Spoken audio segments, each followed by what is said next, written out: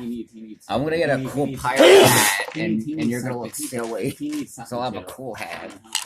No, I got the cool. I gotta have a cool helmet. I'm not gonna have a helmet. All over you. I'm gonna have a pirate hat. So the last, mean, I the can't very have last something battle, even the very last battle was very, it was quick, a lot quicker than I actually anticipated.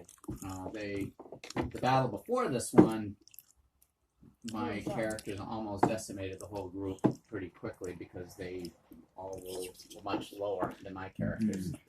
And I knew you couldn't do good without me. And we made it. so And you're the Aw. the queen. The queen that you guys are heading towards, which I have alluded to, is going towards the darker. It's going to the darker parts of the universe, of the world, and that's where you are all heading right now. Now, off in the distance, you see there was a cave, and you're all making your way towards that cave. Now that the battle's happened, you wake up in the morning and you look and you walk through the cave and you realize it really isn't a cave, it's more of an archway.